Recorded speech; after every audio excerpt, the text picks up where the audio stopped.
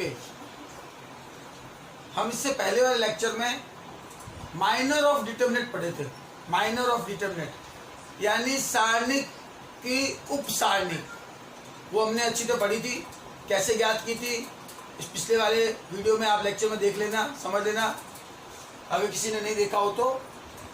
अब पढ़ रहे हैं हम कोफैक्टर्स ऑफ डिटरमिनेंट, ये सबसे इंपॉर्टेंट है। और भी सारणिक का सहखंड कोफैक्टर क्या होता है? डेफिनेशन, किसी भी सारणिक में आईवी पंक्ति और जेवे स्तंभ के प्रतिच्छेदन पर स्थित अवयव एआईजे का सहखंड को कैपिटल एआईजे या कैपिटल एफआईजे या कैपिटल सीआईजे से डिनोट करते हैं। यानी cofactor of any element AIJ denoted by capital AIJ और एफआईजे और सीआईजे इज डिफाइंड बाय, यानी इसकी परिभाषा ज्ञात करने की, या तो आप एआईजे कैपिटल में ले सकते हैं कोफैक्टर को, या सीआईजे से डिनोट कर सकते हैं, या एफआईजे से। और वो डेफिनेशन ये है, प्लस एमआईजे कब लेना है और माइनस एमआईजे कब लेना है। प्लस एमआईजे तब लेना है जब आई और जे का प्लस इवन प्राप्त हो, सम, और आई और जे का प्लस और विषम प्राप्त हो तो माइनस लेना है। और ये एमआईजे क्या है वो हम पिछले लेक्चर में पढ़ चुके हैं। एमआईजे क्या है? माइनर ऑफ एआईजे, यानी एआईजे की उप सारणिक। अब इसको एक्सप्लेन कर रहा हूं मैं कि कोफैक्टर हम कैसे निकालते हैं। लेट एग्जांपल कोफैक्टर निकालने का। मान लो ये कोई ए आपकी डिटरमिनेंट आपको दी हुई है, मान लो 1 2 3 4। फाइंड कोफैक्टर, फाइंड कोफैक्टर, हमें इसका कोफैक्टर फाइंड करना है। तो उसका सॉल्यूशन देखो, देखो ये 2/2 की है डिटरमिनेंट, 4 एलिमेंट है। इसे कहते हैं हम A11, इसे कहते हैं हम A12। स्मॉल में एलिमेंट है, एलिमेंट के लिए हम स्मॉल लेते हैं एआईजे, देन A11, देन लिखेंगे कोफैक्टर ऑफ A11, और A11 है 1, यानी A11 का सहखंड जिसे हम डिनोट करते हैं, या तो एआईजे से डिनोट कर लो, या सीआईजे से डिनोट कर लो, या एफआईजे से डिनोट कर लो। तो कोफैक्टर ऑफ A11 इज, वो हम ले लेते हैं कैपिटल A11, या आप C11 भी ले सकते हो, या आप F11 भी ले सकते हो, आप किसी से भी ले सकते हो आप फॉर्मूले में। इक्वल टू, सबसे पहले हमें देखो मैंने लिखा है प्लस और माइनस, यानी जब भी किसी एलिमेंट का कोफैक्टर निकालना है तो पहले यहाँ साइन लेना होगा कि वो प्लस आएगा या माइनस आएगा। ये हमेशा याद रखना, जब भी आप किसी एलिमेंट का कोफैक्टर निकालें आप सबसे पहले यहाँ साइन लेंगे, प्लस या माइनस जो भी आए। और वो भी बता रखा है यहाँ देखो, इफ आई और जे प्लस का सम इवन है, यानी आई और जे का अगर हम प्लस करें और वो इवन आए तब तो प्लस होगा, और आई और जे का अगर हम प्लस करने पर वो विषम आए, ऑड आए, तो माइनस होगा। ये होता है आई और जे। 1 और 1 2, प्लस करने पर 2, और 2 हमारे क्या आता है? सम, इवन, यानी ये प्लस आएगा। प्लस में एमआईजे, और एमआईजे मैं आपको बता चुका हूँ, एमआईजे क्या होती है? उप सारणिक, माइनर, वो बता चुका हूँ। 1 1, यानी फर्स्ट रो फर्स्ट कॉलम को छुपाओ, जो बच गया वो उसका माइनर हो गया 4। इस तरह से रिजल्ट आया 4, यानी इस 1 1 का कोफैक्टर 4 आया। ऐसे ही कोफैक्टर ऑफ A11, यानी हम कह सकते हैं A11 का सहखंड, A11 बराबर 1 का सहखंड। Okay, now cofactor of A12, और A12 आपका 2 एलिमेंट है, इज, जिसे हम लिखेंगे कैपिटल A12। स्मॉल जो है वो एलिमेंट बताता है और कैपिटल बताता है कोफैक्टर। वो इन तीनों में से हम कोई भी यूज कर सकते हैं। पहले मैंने कहा था साइन लेंगे, प्लस या माइनस जो भी साइन आएगा। तो यहाँ आई और जे का सम करेंगे, 1 और 2 का अगर मैं प्लस करूँ तो 3 आता है, और 3 हमारा होता है ऑड, विषम, और विषम के लिए आता है माइनस। अब हम माइनर लिखेंगे, तो 1 और 2 का मतलब है फर्स्ट रो और सेकंड कॉलम को आप एलिमिनेट करो, छुपाओ, तो ये 3 आया, देन रिजल्ट इज -3, यानी A12 बराबर 2 का सहखंड। ऐसे हम लिखकर बताते हैं। अब लेते हैं हम कोफैक्टर ऑफ A21, A21 है 3, इज A21 इक्वल टू 3 का सेकंड कैपिटल A21। तो पहले साइन लेंगे, 2 और 1 का प्लस करेंगे 3, और 3 होता है इवन, सॉरी ऑड, विषम, विषम होता है, और विषम के लिए होता है माइनस। और उसके बाद 2 और 1 का मतलब होता है सेकंड रो और फर्स्ट कॉलम का एलिमिनेट करो, सेकंड रो और फर्स्ट रो का एलिमिनेट करेंगे हम, तो 2, रिजल्ट आया इसका माइनस का 2। नाउ को फैक्टर ऑफ A22 वो है 4, इज A22। सेम प्रोसेस, 2 और 2 का प्लस करें 4, 4 इवन है, इवन के लिए आता है प्लस। और MIJ मतलब माइनर, उपसारणिक, 2 यानी सेकंड रो और 2 यानी सेकंड कॉलम को एलिमिनेट करें तो 1, इस तरह से 1 आया। यानी इस डिटरमिनेंट का अगर हमें कोफैक्टर पूछा गया है तो इस डिटरमिनेंट का कोफैक्टर ये बनेगा। आपको कोफैक्टर निकालना आ गया 2/2 का। ओके, अब हम 3/3 का कोफैक्टर निकालते हैं और देखते हैं हम। नाउ एक एग्जांपल ले रहा हूं मैं, find the cofactors of the elements of the determinant, यानी इस डिटरमिनेंट्स यानी सारणी का मुझे सहखंड ज्ञात करना है। कोफैक्टर मतलब सहखंड, ये अच्छी तरह से समझ लें, मैं बहुत आराम से समझा रहा हूं। अगर इसको आपने सही करना आ गया आपको, तो आगे की क्वेश्चन आपके लिए इजी हो जाएंगे। तो कोफैक्टर्स कैसे निकालते हैं, ये देखो 9 एलिमेंट है 3/3, तो मैं इन सबका कोफैक्टर निकालता हूं। जैसे इसका 2 का तो मैं लिख दूंगा, कोफैक्टर को मैंने कहा था कैपिटल में लेते हैं, तो कैपिटल में लेता हूं, मैं सीधा लिख रहा हूं मैं कोफैक्टर का। जैसे A11 इक्वल टू 2, इसका कोफैक्टर जिसे हम कहते हैं सहखंड, कोफैक्टर ऑफ A11, तो उसको कैपिटल में लेते हैं हम, कैपिटल A11। आप कैपिटल F11 भी ले सकते हो, कैपिटल C11 भी ले सकते हो, कोई भी साइन ले सकते हो आप, इसमें एक संकेत है ये डिनोट। कोफैक्टर जब भी हम निकालते हैं तो मैंने कहा था सबसे पहले हम साइन लगाएंगे कि ये कोफैक्टर प्लस का होगा या माइनस का होगा, और उसके लिए मैंने बताया था I और J को आप प्लस करके देखें। अगर I और J को प्लस करने पर इवन आता है, सम आता है, तो वो कोफैक्टर प्लस होगा, और I और J को अगर हम प्लस करें और वो विषम आता है, ऑड आता है, तो माइनस। तो यहाँ I और J का हमने लिया 1 और 1 2 प्लस, इवन आया प्लस। अब इसका माइनर निकालेंगे 1 1, फर्स्ट रो फर्स्ट कॉलम को हम छुपाएंगे, एलिमिनेट करेंगे। फर्स्ट रो को हमने एलिमिनेट किया, फर्स्ट कॉलम और फर्स्ट रो को, तो देखो इसमें 4 एलिमेंट आ गए। और जब भी ये 4 एलिमेंट आए हमें क्रॉस मल्टीप्लाई करनी होती है हमेशा, ध्यान रखना ये। तो ब्रैकेट बनाकर हम क्रॉस मल्टीप्लाई करेंगे, 0 की -7 से 0, फिर फॉर्मूले का माइनस, अच्छे से देख ले, और फिर 5 × 4 20 इक्वल टू -20, यानी इस 2 का कोफैक्टर -20 आया। ऐसे हम सबका निकालेंगे। A12 -3 का कोफैक्टर मतलब सहखंड A12, आप डायरेक्ट A11 A12 लिख सकते हैं। पहले इन दोनों को हम प्लस करके देखते हैं कि इवन आता है या ऑड आता है, तो ये आता है ऑड, विषम आता है तो माइनस। अब हम 1 2 का मतलब होता है फर्स्ट रो सेकंड कॉलम को छुपाएं। ये देखो फर्स्ट रो सेकंड कॉलम को छुपाया, अब क्या बचा आपके, देखो 6 4 और 1 -7 बचा, तो पहले इसकी मल्टीप्लाई होगी, माइनस का 42, और फिर फॉर्मूले का माइनस, और फिर 1 की 4 से मल्टीप्लाई होगी 4, देन ये हो गया माइनस का 46, माइनस और माइनस यानी प्लस का 46।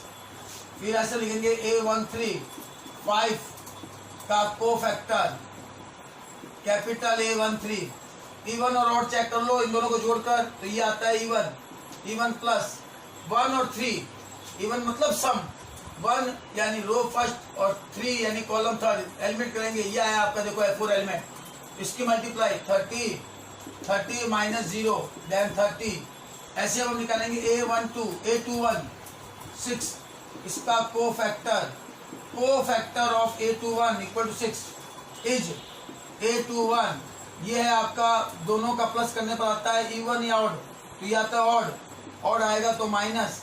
नाउ 2 1 सेकेंड रो और फर्स्ट कॉलम, अभी देखो ये 4 एलिमेंट बच गए, तो पहले इसकी मल्टीप्लाई, ये आगे मल्टीप्लाई 21, फिर फॉर्मूले का माइनस, उसके बाद ये मल्टीप्लाई आएगी 25। अब इसका सॉल्यूशन आएगा -4 और माइनस और माइनस देन आएगा +4। इसी तरह से A22 आपका हो गया 0 का कोफैक्टर कैपिटल A22 और ये आपका हो गया प्लस, क्योंकि ये होता है इवन 2 और 2 सेकंड रो और सेकंड कॉलम छुपाएंगे तो 2 की -7 से मल्टीप्लाई होगी -14 फॉर्मूले का माइनस, और उसके बाद 1 की 5 से मल्टीप्लाई होगी 5, यानी टोटल आ गया माइनस का 19। नाउ A23 4 का कोफैक्टर, इसका कोफैक्टर हो जाएगा A23। ये इनका प्लस करने पर ये आता है और माइनस विषम आता है 2 और 3, 2 ये और 3 ये 4 एलिमेंट आ गए। 5 2 10 मल्टीप्लाई करने पर 10 फॉर्मूले का माइनस और ये माइनस का 3 देन +3 और इस तरह से ये हो गया आपका माइनस का 13। A31 1 का कोफैक्टर तो A31, इन दोनों का सम करने पर इवन, यानी सम इवन आता है। इवन का हो गया आपका प्लस, सम और विषम हम करते हैं योग। 3 और 1 को लेकर एलिमिनेट करेंगे थर्ड रो और फर्स्ट कॉलम, तो इसकी मल्टीप्लाई होगी -12 -0 देन -12। A32 5 का कोफैक्टर हो गया A32। इन दोनों को जोड़ें प्लस करें तो ये आता है 5 विषम के लिए माइनस। 3 और 2 को लेकर 3 और 2 तो ये 4 एलिमेंट ये आ गए। 4 × 2 8, फिर फॉर्मूले का माइनस और 30। अब ये आएगा -22 और माइनस बाहर है देन +22। नाउ A33 -7 का कोफैक्टर A33, दोनों को अगर हम प्लस करें तो 6 यानी इवन सम के लिए प्लस आएगा। थर्ड रो थर्ड कॉलम तो ये 4 एलिमेंट बच गए। इसकी मल्टीप्लाई 0 फिर फॉर्मूले का माइनस और इसकी मल्टीप्लाई -18 और प्लस हो जाएगा क्योंकि माइनस मल्टीप्लाई में आएगा। तो इस तरह से मैंने इस डिटरमिनेंट के सभी एलिमेंट्स के कोफैक्टर ज्ञात कर लिए हैं। ऐसे कोफैक्टर को ज्ञात किया जाता है। कोफैक्टर जब भी ज्ञात करोगे आप पहले प्लस और माइनस ये जरूर लगाओगे यहाँ आई और जे को देखकर। आई और जे का अगर हम इवन मतलब प्लस योग करें तो वो देखना कि प्लस इसका इवन आता है और आता है, सम आता है विषम आता है। अगर इनका योग प्लस सम आता है तो प्लस होगा साइन, और इनका अगर योग प्लस विषम आता है तो साइन होगा माइनस। समझ गया अभी? इस तरह से कोफैक्टर को हम ज्ञात करते हैं। नाउ नेक्स्ट टॉपिक है find the value of determinant of from cofactor. कल हमने फ्रॉम माइनर से सीखा था किसी डिटरमिनेंट की वैल्यू ज्ञात करना। आज हम ले रहे हैं कोफैक्टर, सेकंड के द्वारा कैसे ज्ञात कर सकते हैं। जैसे कि लिखा है मैंने from element of first row, प्रथम पंक्ति के अवयव द्वारा। अगर हमें कह दिया क्वेश्चन में कि फर्स्ट रो के लेकर आप और उससे हमें कोफैक्टर की मदद से अगर आपको किसी डिटरमिनेंट की वैल्यू निकालनी है तो ये फॉर्मूला होगा A11 A12 A13 ये एलिमेंट है, और A11 A12 और A13 कैपिटल में ये कोफैक्टर है। यानी एलिमेंट और कोफैक्टर की मल्टीप्लाई करके उसको सबको प्लस कर दो तो डिटरमिनेंट की वैल्यू आ जाएगी। जैसे एग्जांपल ले रहा हूँ मैं, एग्जांपल मान लो ये कोई डिटरमिनेंट है आपकी 1 2 3 4 -1 0 5 2 और 1। अब कहते हैं इसकी डिटरमिनेंट की वैल्यू फाइंड करो फर्स्ट रो के कोफैक्टर को लेकर। Find the value of determinant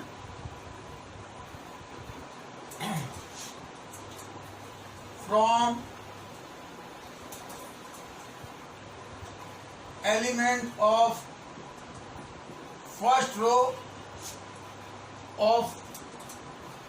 first row with cofactor. यानी इस डिटरमिनेंट की वैल्यू फर्स्ट रो के एलिमेंट के कोफैक्टर से ज्ञात करनी है। तो सॉल्यूशन होगा फर्स्ट रो प्रथम पंक्ति, तो हम प्रथम पंक्ति के पहले कोफैक्टर निकालेंगे। प्रथम पंक्ति की कोफैक्टर, ये एलिमेंट है इसका cofactor then A11 equal to 1, 1 का कोफैक्टर, अब इसका कोफैक्टर हम कैपिटल A11 लेंगे, 1 और 1 को अगर हम जोड़ेंगे प्लस करेंगे तो 2 आएगा। 2 क्या होता है, इवन होता है, सम होता है, इसलिए प्लस। उसके बाद 1 1 का मतलब फर्स्ट रो फर्स्ट कॉलम को हम एलिमिनेट करेंगे, इसकी मल्टीप्लाई आएगी आपकी -1 और इसकी मल्टीप्लाई आएगी 0, तो ये -1। फिर हम लेंगे 2, A12 इक्वल टू 2 का कोफैक्टर निकालेंगे, कैपिटल A12, इन दोनों को हम अगर हम जोड़ेंगे प्लस करेंगे तो 3 3 यानी 3 यानी विषम आएगा, विषम का मतलब -1 और 2 फर्स्ट और सेकंड को हम एलिमिनेट करेंगे तो 4 और -0 यानी -4 आया।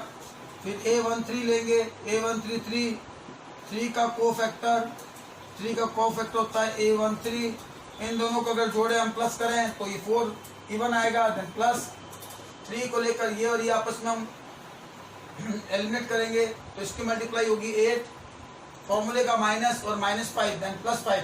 यहाँ प्रॉब्लम आती है बहुत बार, इसको विशेष ध्यान रखना, फॉर्मूले का माइनस होता है और फिर मल्टीप्लाई अगर माइनस में आएगी तो प्लस हो जाएगा। तो ये मैंने इन तीनों एलिमेंट के कोफैक्टर निकाल दिए और फॉर्मूला फर्स्ट रो के एलिमेंट ले लिए और उसका कोफैक्टर ये फॉर्मूला लगाएंगे, A11 सारे प्लस में, A12 और A13 देन A11 एलिमेंट है 1 और A11 इसका है -1, A12 एलिमेंट है 2 और A12 है -4 और A13 है 3 और A13 है 13। इस तरह से -1 -8 एंड 39, तो ये 8 और 9 माइनस के हुए यानी 30। यानी इस फॉर्मूले के मेथड से यानी लिखा जाए कोफैक्टर के द्वारा या कोफैक्टर के साथ फर्स्ट रो के एलिमेंट को लेकर हमें अगर याद करना हो तो ये मेथड रहता है आपके। ओके, समझ में आ गया। तो एक रिमार्क है इसके अंदर, रिमार्क मतलब नोट, कि अगर एलिमेंट और उसके डिटर्मिनेंट कोफैक्टर अलग अलग रो के हो तो वो हमेशा उसका सम 0 आएगा।